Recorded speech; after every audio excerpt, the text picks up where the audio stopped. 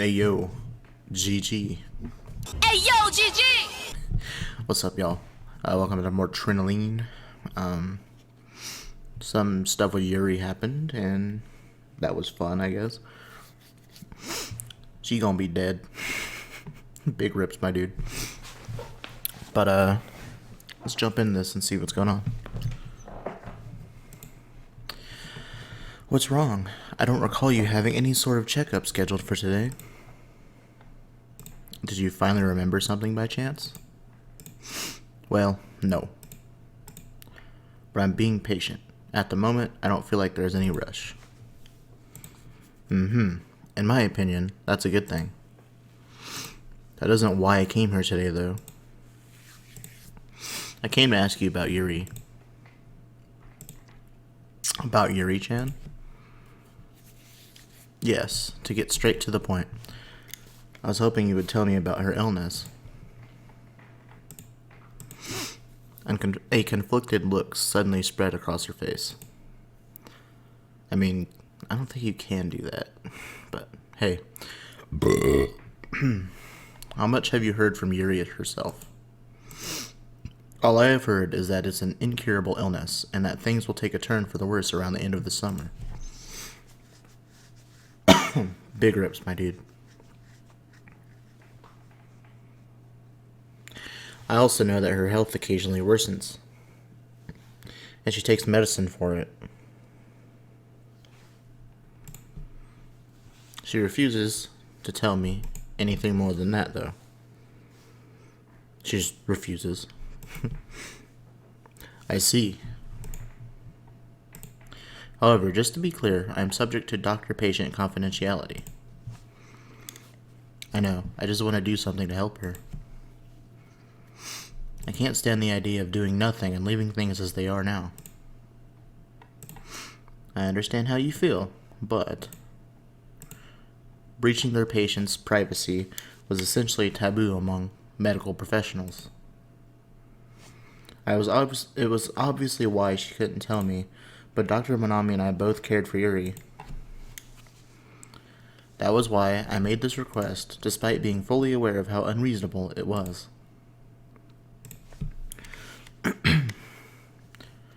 Nanami-kun? Dr. Manami faced and stared straight at me. I'm certain that you're fully capable of giving Yuri-chan the emotional support she needs. Which is why I would love to tell you, but yeah. Dr. Manami acted like it was painful for her to speak and looked away. If I were to tell you about Yuri-chan, it could end up placing a heavy burden on you, since you care so much about her. Once you learn the truth, you'll have to accept everything. Do you still want to know? I'm prepared for that. I'm living my life despite losing my memory. Nothing you say could possibly depress me any further. I see.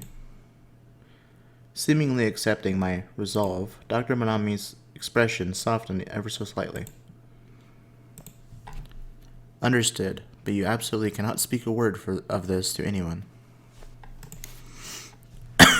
Do you promise? Yes. She held her breath for a moment, then continued. Yuri-chan's illness, put simply, is a disease which is slowly degrading her mobility. It might be accurate to say it affects the muscles and nerves directly. Damn. She avoided naming the disease specifically, but I accepted that her simplistic explanation was meant for me to understand it. I should be able to saying stupid shit like doctor stuff, you know, like, I don't fucking know, like alakazam and shit. I don't know. I don't fucking know. In the beginning, she'll experience paralysis starting from her limbs. As her symptoms progress, she'll lose the ability to move her tongue and will no longer be able to speak. Additionally, she'll be incapable of eating without assistance. She will also become unable to sit upright, and as time goes on, will become bedridden. There will be abnormalities in her muscles, and eventually, it will start to affect her internal organs. It's horrible. Bro, I was just gonna, like, become a boomer from Left 4 Dead. Thinking about it made my heart ache. It wasn't just losing the ability to walk. I never thought her entire body would become immobile. Damn. Does that mean she's suppressing those symptoms through medication? However, her physical strength is constantly waning. Waning? The fuck? I don't know. Who fucking knows? She can't run, and I doubt she can lift anything heavy.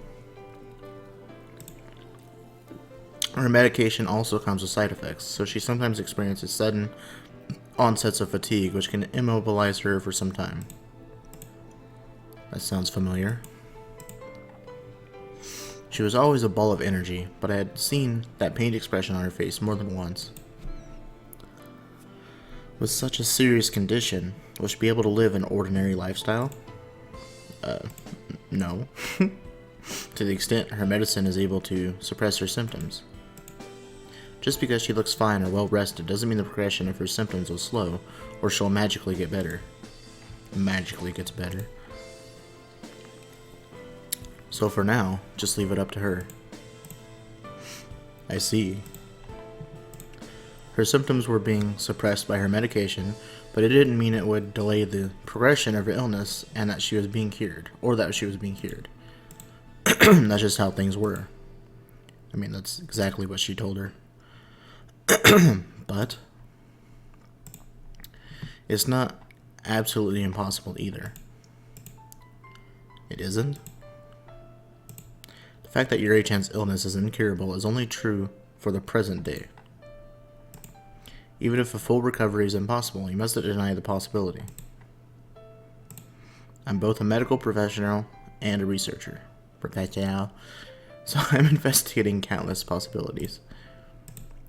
Hoping your patients become healthy is a second nature to a doctor.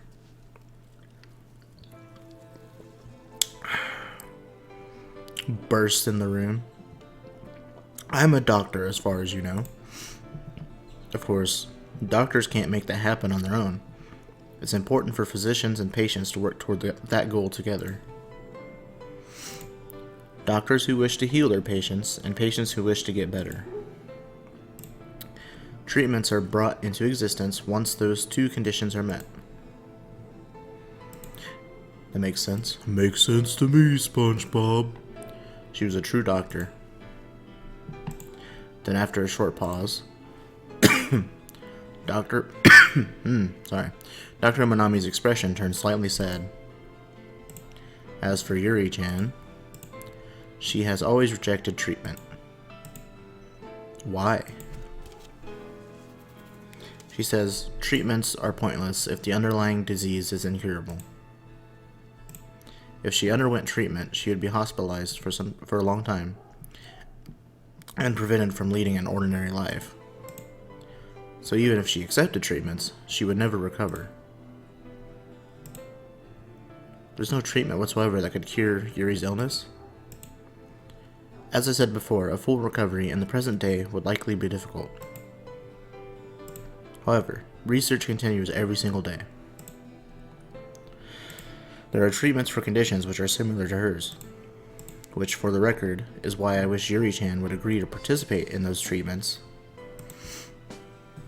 However, the facilities available here aren't properly equipped for such treatments. What about Sarah's, lab or some shit? Dr. Manami continued her explanation. The treatment method was called Hukram. If you were to describe it in terms of machines, it was similar to replacing broken parts. Hell yeah, brother. They would take cultures of original cells, then after using those to produce functional replacements, would completely replace them with artificially fabricated tissue. Dr. Manami mentioned that she and others were exploring the most optimal method for each individual patient, with the primary goal to remove the faulty parts and replace them with new ones. Fucking cyborgs, bro. To date, they had performed treatments which swapped out artificial legs, arms, and internal organs. Damn. Dr. Monami described Hucrim as not simply something they performed to extend one's life, but as a next-gen treatment which aimed to give patients back to a completely ordinary life.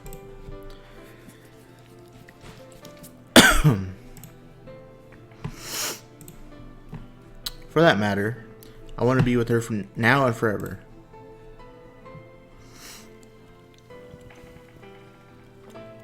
Oh shit, my headphones fell off. Professional. I see. Once I got home, I filled Yuri in on everything Dr. Monami had told me. I've thought about this repeatedly, but I just can't accept you dying so easily. That's easy for you to say. But there's no way around it. I don't want to give up. I can't give up. There's absolutely no way I can just sit here and slowly watch you die. I mean, isn't that what y'all agreed to? Why not give the treatment a try? I heard about it from Dr. Monami. Treatment? Hucrim. You would have to go to a hospital off the island, but it's supposed to be a cutting-edge medical treatment. With that, your illness... Did she say it could be cured? Well... No. Dr. Monami never called it a cure. To the very end, she only called it a possibility. I can't be cured, that's just how my illness works. Shun, what do you think cured means? Well... to regain regular functionality, and to no longer require ongoing medical treatment, right? That is true. If it were a legitimate cure, then I would be all for it. It's not like I want to die. If survival was an option, I'd obviously want to live. They've told me about all sorts of treatment options, time and time again. Way more than that you have heard. Tons. Tons, Billy. But if there's even a little hope... So I said, but Yuri's expression turned rigid. Didn't look like she'd changed her mind.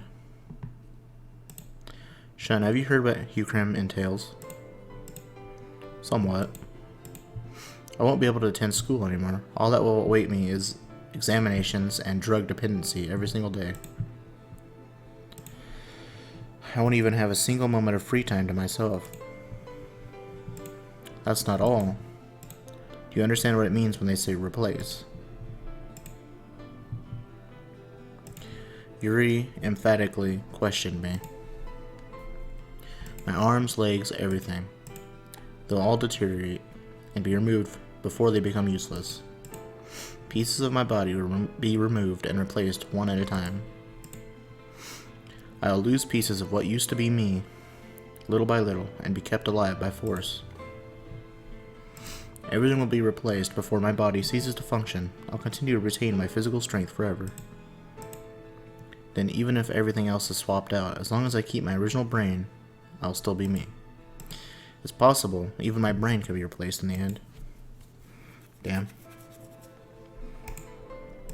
You probably think there's no way that could happen, but this is the truth. Then again, I may die before that happens. She had a point. Once they started the replacement process, there may not be any end in sight. Pursuing a full recovery was the same as seeking to quash her illness completely at its source. I'm sure you understand, Shin, what it feels like to lose who you once were. That could happen to me, too. Is that what you want? Just how hopeless had losing my memory made me feel. Unable to do anything about it myself, yet forced to live on without recovering to the best of my ability.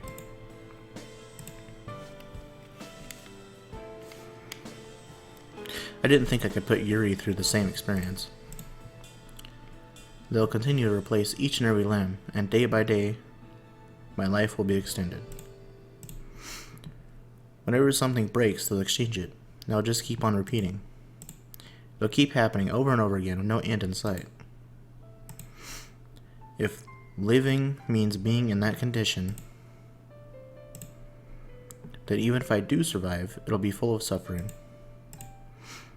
Yuri definitely had it worse than I did, but she continued to smile in spite of everything. That's why I want to have as much fun as possible. I want to spend my final days smiling and creating tons of happy memories. I want to stay by your side through all of that, Shun. That is my one wish. But if you were to survive, we could spend that much more time together. Isn't that something to consider?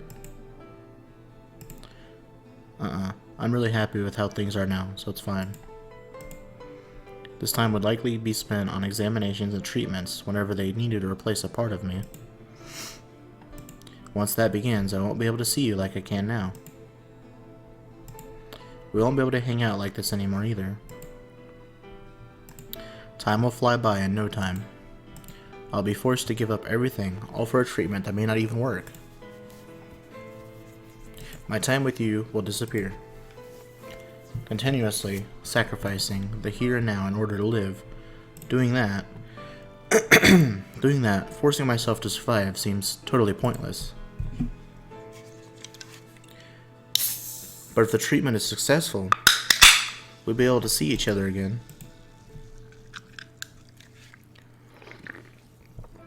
Once it starts, it'll never end. Ellipsis. And then, even if by some chance everything does go smoothly, it won't be the same me that you once knew. But hypothetically, even if you do accept me, I'll be the one who has the hardest time accepting that I'm no longer myself. So it's impossible. Your hand is so warm. Once treatment begins, I'm sure I won't even be able to touch you with my own hands like this anymore. I know that would be painful. Yuri. I could almost feel Yuri's heartbeat through the warm beat of her hand. I'd hate it. Yeah, it would be awful. I want to be able to touch you. I would hate it if you couldn't touch me anymore either. While still holding my hand, Yuri scrunched herself up against me as if it were helping writing those words out. Ring? That says ring, not writing. Her feelings poured into me through our joined hands almost painfully, so I wanted Yuri to survive. Those feelings hadn't changed. However, I was well aware that she didn't wish to extend her life by force. I'm happy. I get to see you and be your girlfriend. Knowing how much you love me is more than enough. I could feel it ever so faintly, her heartbeat, her breathing, the warmth and softness of her skin. I adore every last bit of them. I love you, Yuri. I love you too. But I'm sorry. I'm sure you will never give up. Out of everyone, I knew that you would give the most thought to my survival. Maybe I chose a path that will make you suffer. You didn't. Were there no other possible alternatives? Was giving up really our only option? I understood the point Yuri was trying to make, but giving up was wrong. Though if Yuri didn't want to pursue treatment, was her only option to experience as much happiness as she possibly could until that day eventually came?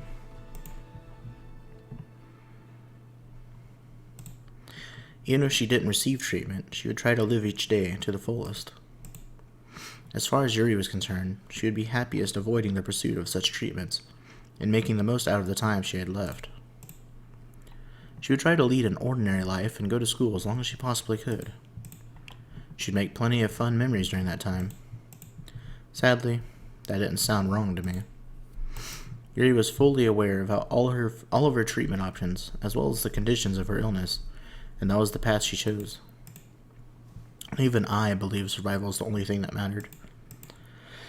But, had this really settled anything? Didn't this just leave the real issue at hand hanging?